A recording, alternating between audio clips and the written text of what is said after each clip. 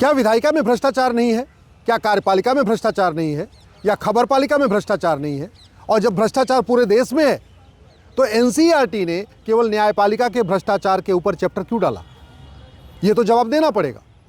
जब भ्रष्टाचार हर थाने में है, भ्रष्टाचार हर तहसील में है, भ्रष्टाचार प्रत्येक नगर निगम के ऑफिस में है, भ्रष्टाचार प्रत्येक डिपार्टमेंट में है, चाहे वो हेल्थ डिपार्टमेंट हो, चाहे पीडब्ल्यूडी डिपार्टमेंट हो, चाहे रेलवे डिपार्टमेंट हो, चाहे एजुकेशन डिपार्टमेंट हो, जब हर डिपार्टमेंट में भ्रष्टाचार है, फिर केवल न्यायपालिका के ऊपर एक चैप्टर डालना मुझे लगता है ये ठीक नहीं है।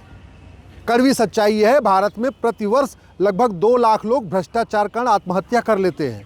भ्रष्टाचार खत्म हो जाए तो भारत की 50% समस्या खत्म हो जाएगी। तो बजाय कि करप्शन के ऊपर चैप्टर डालने के, करप्शन इन जुडिशरी चैप्टर डालना, करप्शन इन लेजिस्लेचर न डालना चैप्टर, करप्शन इन एग्जीक्यूटिव न चैप्टर डालना और केवल करप्शन इन जुडिशरी चैप्टर डालना, ये मुझे लगता है जस्टिफाइड नहीं है। माननीय सुप्रीम कोर्ट ने यही बात कही है। माननीय सुप्रीम कोर्ट ने कई सारे ऐसे फैसले दिए हैं जहां उन्होंने कहा है कि करप्शन जो है ये हमारे संविधान के खिलाफ है, हमारे लोकतंत्र के खिलाफ है, राइट टू लाइफ लिबर्टी के खिलाफ है, करप्शन जो है फ्रेटर्निटी यूनिटी नेशनल इंटीग्रेशन के खिलाफ है। कड़वी सच्चाई ये है कि अगर करप्शन खत्म हो जाए तो भारत की 50% समस्या खत्म हो जाएगी। चूँकि पैसा बहुत है राजनीति में, जाति का जहर घोला जाता है। अगर करप्शन खत्म हो जाए, जाति का जहर घोलना लोग बंद कर देंगे। करप्शन खत्म हो जाए, गंदे लोग राजनीति में नहीं आएंगे, भाषावाद खत्म हो जाएगा। करप्शन खत्म हो जाए, गंदे लोग राजनीति में नहीं आएंगे, क्षेत्रवाद खत्म हो जाए। करप्शन खत्म हो जाए, भारत में गंदे लोग राजनीति में नहीं आएंगे, अलगाववाद खत्म होगा, आतंकवाद खत्म होगा, माओवाद खत्म होगा, नक्सलवाद खत्म होगा। कड़वी सच्चाई है, भारत विरोधी जितनी भी चीज़ें होती हैं सब करप्शन के कारण होती है। अलगाववादियों की फंडिंग कालाधन हवाला से होती है, माओवादियों की फंडिंग कालाधन हवाला से होती है, नक्सलियों की फंडिंग कालाधन हवाला से होती है, धर्मांतरण की फंडिंग कालाधन हवाला से होती है, पूरा का पूरा ड्रग कारोबार कालाधन हवाला से होता है, ह्यूमन ट्रैफिकिंग मानव तस्करी कालाधन हवाला से होती है। तो करप्शन तो भारत की सबसे बड़ी समस्या है।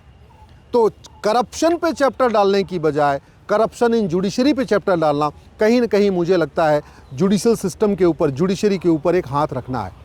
मैं ये नहीं कह रहा हूँ कि न्यायपालिका में भ्रष्टाचार नहीं है।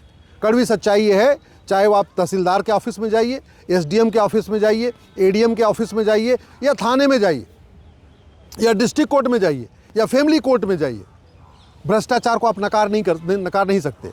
अतुल सुहास ने जब आत्महत्या किया था, आत्महत्या करने से पहले यही कहा था कि जौनपुर की फैमिली कोर्ट की जज 5 लाख रुपए मांग रही हैं कि 5 लाख रुपए दे दो, तुम्हारा मैटर ठीक कर देंगे। तो करप्शन तो है, करप्शन को नकार नहीं सकते। लेकिन सच्ची तो बात यह है कि विधायक भी पैसा ले के विधानसभा में सवाल पूछते हैं, सांसद भी पैसा लेते हैं। कड़वी सच्चाई ये है कि पार्षद भी मालामाल हो रहे हैं, प्रधान भी मालामाल हो रहे हैं, सांसद मालामाल हो रहे हैं, विधायक भी मालामाल हो रहे हैं। करप्शन तो इतना ज़्यादा है कि इलेक्शन के पहले जो साइकिल से चलता रहता है, पार्षद प्रधान होते ही 1 साल के अंदर उसके पास स्कॉर्पियो, बोलेरो, फार्चूनर, बुलेट सब आ जाती है। कड़वी सच्चाई ये है कि सांसद विधायक बनने से पहले जिसके पास एक कार भी नहीं होती है, वो सांसद विधायक बनते ही बड़े बड़े वो होटल खोल लेता है, बड़े बड़े इंडस्ट्री लगा लेता है, इसके अलावा वो कोल्ड स्टोर खोल लेता है, बहुत सारी पेट्रोल पंप का मालिक हो जाता है। ये कड़वी सच्चाई है। बहुत सारे सफ़ेद पोश जो सांसद विधायक बन के घूम रहे हैं, चप्पल पहन के घूम रहे हैं, वो दिखाने के दांत उनके अलग हैं, खाने के दांत अलग है।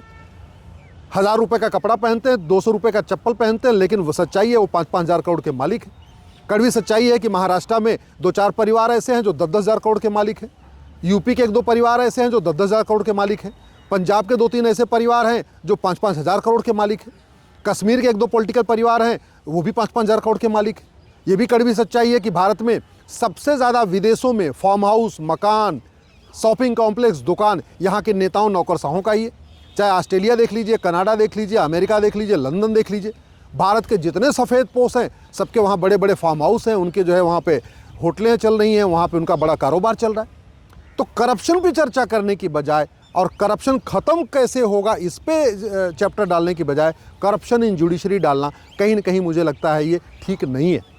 और वैसे भी वो पूरा जो चैप्टर मैंने भी पढ़ा, उस पूरे चैप्टर में ये बताया गया है कि 5 करोड़ केसेस पेंडिंग है, लेकिन उसमें कोई डिस्कशन नहीं है ये केस ख़त्म कैसे होंगे। उस पूरे चैप्टर को मैंने भी पढ़ा, उसमें उंगली तो उठा दी गई है, समस्या की बात हो गई है कि 5 करोड़ केसेस पेंडिंग है, न्यायपालिका में भ्रष्टाचार है, लेकिन भ्रष्टाचार कैसे ख़त्म होगा ये उस चैप्टर में कहीं लिखा ही नहीं। भ्रष्टाचार ख़त्म करने के लिए प्रत्येक यूनिवर्सिटी में, प्रत्येक कॉलेज में, स्कूल में, हर जगह खुली चर्चा होनी चाहिए। बड़ी सीधी सी बात है। जितनी बड़ी नोट होती है उतना ज़्यादा करप्शन होता है।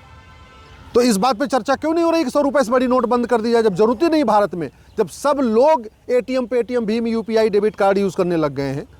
चाय वाला, पान वाला, रेडी वाला, पटरी वाला, गोलगप्पे वाला, 10-10, 20-20 रुपये भी डिजिटल ट्रांजैक्शन हो रहा है। फिर 100 रुपये से बड़ी नोट क्यों चल रही है? ये उस चैप्टर में नहीं लिखा हुआ है कि हाँ 100 रुपये से बड़ी नोट बंद हो जाए, 25% काला धन वाला भ्रष्टाचार खत्म हो जाएगा। जब इस भारत में सब लोग ATM Paytm Bhim UPI debit card करने लग गए, 1000 रुपये से ऊपर कैश लेन देन क्यों नहीं बंद होना चाहिए? इसके ऊपर उस चैप्टर में कहीं कुछ नहीं लिखा हुआ है। प्रॉपर्टी को आधार से लिंक कर देना चाहिए, इसके ऊपर उसमें चैप्टर में कहीं कुछ नहीं लिखा हुआ है। झूठी शिकायत, झूठी गवाही, झूठी जांच, झूठा एफिडेविट, झूठा एविडेंस, झूठे कागज बनवा के लोग दूसरों को लूट रहे हैं, वो करप्शन कैसे खत्म होगा? ये झूठी शिकायत, झूठी जांच सीरियस क्राइम होगा, उसके ऊपर उसमें कुछ नहीं लिखा हुआ है। तो उस पूरे चैप्टर में बीमारी तो लिखी हुई है लेकिन दवाई नहीं लिखी है, समस्या तो लिखी है, समाधान नहीं लिखा है। मेरा मानना है करप्शन भारत की एक कड़वी सच्चाई है। करप्शन हर डिपार्टमेंट में है। करप्शन जितना न्यायपालिका में है उससे ज़्यादा कार्यपालिका में है, और जितना न्यायपालिका और कार्यपालिका में उससे ज़्यादा विधायिका में करप्शन है। उतना ही करप्शन आपके खबर पालिका में है। लोग पैसा दे दे के दूसरों के खिलाफ कैसे स्टोरी प्लान कराते हैं सबको पता है। कैसे पैसा दे दे के दूसरे मीडिया वालों को दूसरे खिलाफ बदनाम किया जाता है, ये सबको पता है। तो करप्शन एक कड़वी सच्चाई है, और करप्शन के कारण ही भारत में कलयुग चल रहा है। जापान में सतयुग है क्योंकि करप्शन नहीं है। सिंगापुर में सतयुग है क्योंकि करप्शन नहीं है। चीन में भ्रष्टाचारियों को फांसी दी जाती है इसलिए वहाँ करप्शन नहीं है।